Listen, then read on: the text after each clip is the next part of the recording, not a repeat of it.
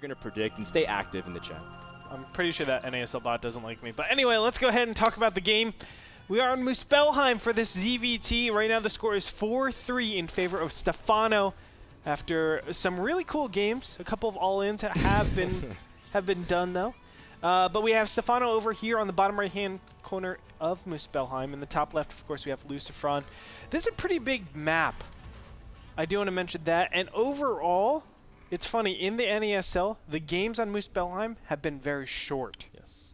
Yes, this is exactly what I was thinking. And this is why. Stephano was like, all positions are possible, right? And then Lucifron's like, yes. That's all he types. And then Stephano pauses and is like, is this a two-player map or a four? And Lucifron's like, it's a two-player map. So yes, Stephano, all positions are possible on a two-player map. And this is why a lot of times when you have players that don't know the map, they just all in. And let me tell you, all-ins don't work as well on this map. But that being said, I'm interested to see how we actually have this played out. As you can see, the expansions are kind of weird. You can see the natural, the third base, and then the fourth base. You can actually have a line expansion. That makes it quite challenging as Zerg to actually expand out +4 bases. Because think, if I medevac drop over here, and then drop over here, and then have like maybe a small squadron just over here or over here, that's 3 places where you have to defend, and normally you don't have enough stuff to actually defend that much position. You basically have to take half of the map just to defend that. Yeah. Muspelheim also has this interesting dynamic of when you control the watchtower, sure, you control most of the space in the center for movement, but it's just outside the range of the brushes. The brushes still set up ambush potential. With someone like Stephano, that means just because you control the watchtower doesn't mean you should be secure in your ability to move your army forward. That's right. And there are definitely a lot of things that you have to keep in mind on this map. I mean, there's a lot of hidden things that you can do even back here that a lot of people actually don't scout out. But not only that, think of it this way. As Zerg, you can actually, or excuse me, as Terran, you can actually protect this area right here. So let's say I want to throw in like 2 starports instead of just 1. I can go Sky Terran right away and surprise you with a ton of Banshees. All of a sudden, every single one of your queens are dying. You're trying to get Spore Crawlers out, and it's just not going to be enough. So there's a lot of tricky things that you can do on this map as well. I feel like the map really hasn't been played enough to really find out exactly what you want to do, but or what the standard is. That's fair. That's a fair assessment. So I think the range of builds is even greater because of that, because these players don't know the timings of when Banshees come on this map. Or you know, like, will he be likely to go for Marine Tank or Bio? I mean, when we've seen it on NASL, it's been mainly Marine Tank, some kind of composition like that, if it goes to the mid-game. If you're wondering where Muspelheim is from, the team ESV has made it under Diamond. They do play it in the ESV Cups as well as GSTL, the team leagues for the Global StarCraft 2 League. And I think Muspelheim has a lot of interesting things, interesting caveats about it, because, like, for example, even behind the natural, there's like a wide open space that a lot of people can kind of utilize in terms of like hiding stuff, like sending even your drone to that corner to make sure they can't tell if it's an expansion. I know it's like very minor stuff, but those kinds of things is what gives it a unique feel. Not to mention the tile set is different than what we're accustomed to, which is also really nice. Everything just felt very bluish for a while, very spacey. For everything, yeah. Like Shakur's Plateau.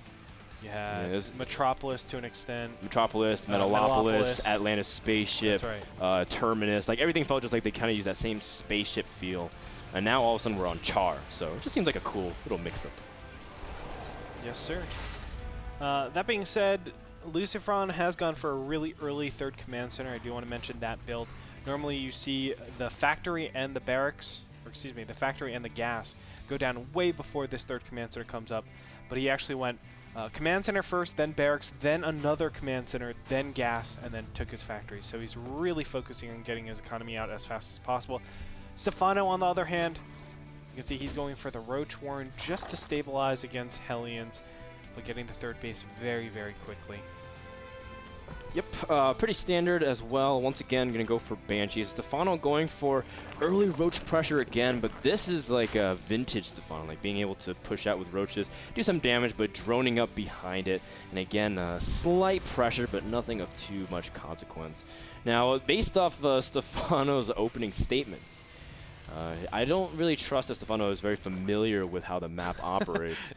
That said, it gives me the inclination. I think you'd be right, Fred. It gives you the inclination. Unless, what if it's a mind game and you pretend like you don't know the map? Oh my god, that would be so and then sick, like man. you actually know the best strategy ever. Like you have a specific build order on this map. Even though you pretend like you don't. That said, I think Stephano's default inclination is to go for Infestor Zergling after his follow-up because that's like the composition he always tends to rely on if it comes down to like a crucial game. Because his Infestor control is great, and he can flank everything with Zerglings, and he's great with scouting with them and denying expansions. But now he sees Hellions that are marching out, but the Hellions are moving out without Banshee support, so the Roaches are just going to push forward and I guess pick off a supply depot or two. He is in range to actually take out this supply depot over here, but he's not going to risk it. Of course, there are units that could potentially come and kill him, the Banshee being one of them. There could be potentially Marauders. We saw like a Marauder Hellion all-in done by Pult recently against DRG in NASL, and that was really, really effective. And against this style that Stephano is doing, it would be super effective against it. But for now, everything is just stabilizing a little bit here. Sport Crawlers going down, as we can see in the production tab. Metabolic Boost being upgraded. 1-1 and Infestation Pit. So, as you were saying, Froda, and yes, it is going to be that staple Roach Zergling Infestor that I think Stephano got really popular using. Him and Nurchio were the ones really trying to push Infestor usage. And to no surprise, those are the guys that are ahead of everyone else in Europe. In terms of just raw skill, maybe Nurchio doesn't have exactly the best placings, although he did place second at Gamescom, which was very awesome to watch, losing only to MVP, but that is no shame to lose to MVP. I don't know who that is. Gosh. You mean the team MVP? It's like, no, man. I mean the player. The MVP. There's only the team one. that was named Man, after how sick MVP. is it that you have a team named after you? Like, I would love a Team Frodan that has no association to me, but they named them after me. That'd be awesome. That'd be cool. Yeah. Anyway, Stephano should be able to stabilize pretty easily from here. Pathogen Glands on the way. You can see Armory is being created for Lucifron, just to time in with his 1-1. He is going bio. It's important to note that I didn't actually talk about. Kind of brushed over it very quickly. Cloak Banshee is going to be initiated. It looks like he will not be able to kill any of these queens because good transfuse should be able to keep these alive. Nicely done. And down goes one of the Banshees. So Stephano fending this off pretty nicely. He should be able to grab his 4th base because of this. Normally, when you kill Hellion Banshee this badly, you're able to take your 4th base because they have nothing to actually harass you with. You just have way too much stuff. And instead, Stephano's going to do his patented Hive Tech super early. He's initiating his Hive at 11.5 minutes. That's crazy for him. I think that's okay because that's what he likes to do. Get his Hive Tech and then establish more bases, control the map, get one great engagement, prepare for the 2-2 timing inevitably, which is in 2 minutes. If Stephano can get the great engagement, he'll have awesome position. Muspelheim is a map that tanks are also great on because of how expansive high ground is. It's not just like a small little tucked space like Whirlwind where you have like a ramp and you have like 3 steps and then in the bottom of the ramp. You have a huge area which you can kind of manipulate high ground, which is something that we saw Pulse do, was able to line up tanks all across the high ground, so that way if a flank was attempted, lots of shots would be coming out from the high ground where you have no ability to attack.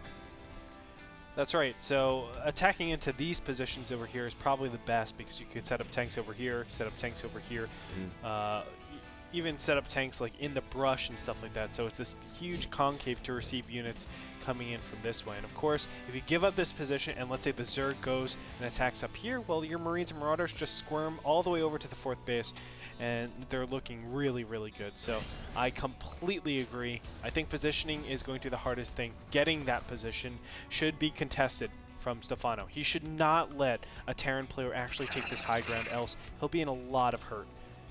But for now, it looks like Lucifron is yet again expanding to the 4th base over here. I like this expansion a lot better. Does he have a command center coming over here? I don't know. No, I guess he's got one that's halted in production. Oh, okay.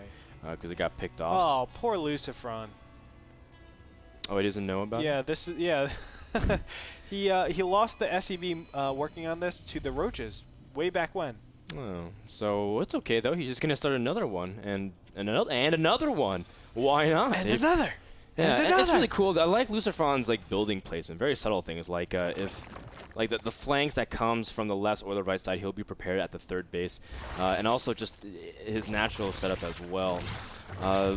Stephano's starting to spread creep pretty aggressively. That's something that Lucifron's been able to contain all this series long, and Stephano's been yearning to have his creep venture forward and give him vision as well as mobility. But Lucifron yet again marching forward, trying to snipe whatever he can of these tumors. And I think Lucifron in general has been doing such a good job of it that now that this map is starting to cover a little bit more, he might be a little bit unused to how mobile Stephano might be in this series. I like Stephano's 3-3 time. It's going to finish up around the same time Lucifron's is going to finish up. But it's just the fact that he's keeping up. There is no potential 3-3 timing for Lucifron, which is something normally that you enjoy as a Terran. You're saying, my units are slightly more powerful for a good 30 seconds to a minute, and I'm going to take advantage of that timing. Similar to how the 2-2 kind of takes advantage of that timing where you're equal upgrades. I mean, obviously 3-3 getting pushed out so fast really, really helps out. But so far, Lucifron is just macroing from here. He's not yet maxed, whereas Stephano has maxed, and he's really focused on upgrades. That's all he's really done with that high tech. Even though he initiated at 11.5 minutes, he's getting his adrenal glands really, really fast. He's getting his 3-3 really fast, and then the follow-up behind this is Andre, the flank is very strong, but Stephano has his ultras in perfect position. No Zerglings needed. The Zerglings are attacking the third base. Ultras are taking care of everything, but the Marines from behind as well is a huge reinforcement pack. Stephano, meanwhile, has used this to stall for enough time to take out almost everything at the third. Not just the orbital commands, but even setting a factory on fire. But that's no amount of concrete damage other than workers killed. 82 workers to 37, but Lucifron has 6 orbitals. So I mean, he's got 6 ways to produce SUVs. So. Or 7. I can't even keep track because he's got so many. I don't think workers is that big of a deal. Stephano lost a lot of ultras there. And banelings. Yeah, it was a little bit of an interesting attack. Stephano is definitely ahead, though. We can easily say that. And now going in yet again with just Zerglings. Nice. I don't know how he makes these calls, but it's always, time after time, proving to be so intelligent. I would be deathly scared to just move with Zerglings. An attack at the third as well, Andre. Attacking the third and the fourth base. It looks like these Zerglings will be cleaned up, but this planetary fortress looks like it's going to go down. Frodan and Ultras. Building armor. Oh, yes, it will. And Lucifron calls out the GG. 5-3 up for Stephano. He just needs one more game win to Doesn't know the map? No problem. Stephano it sticks to his style that we all know, and that's a vintage Stephano, like the one where he just seems to pick great engagements. It doesn't matter if maybe it seems like it's unfavorable trade. In that stage, Lucifron never had time to capture his greediness, like to be able to capitalize on it. He had 7 command centers, like 5 orbitals, 1 that was a planetary, 1 that was like in the middle of transferring, and Lucifron's just playing super, super, super greedy. But Stephano's saying, I'm just going to punish that perfectly, take my expansions at an early time, and just outplay you. That's right. And what I really like about Stephano is that he attacked in probably the roughest place for Lucifron to get attacked. Normally, Lucifron is expecting that planetary fortress in the bottom left-hand corner to be attacked, but he didn't do that. And the main reason for that is because it's the closest, so it's the easiest. But when you attack in the top right-hand position, you have 2 places to defend, and normally when you're Terran, you want only 1 place to defend. Especially when you're going against Ultras, you want all the units to be spread out and all damage being done to those Ultras. He was able to kill them, but it wasn't enough. Killing the third base was just too much, and he's behind economically. Game number 8 goes to Stephano. He's up 5-3. Can Lucifron pull back in the series? He's out of mistakes. He can't really make any more. Has to win 3 in a row. Game number 9 when we return, so don't go anywhere. We'll be back in just a minute.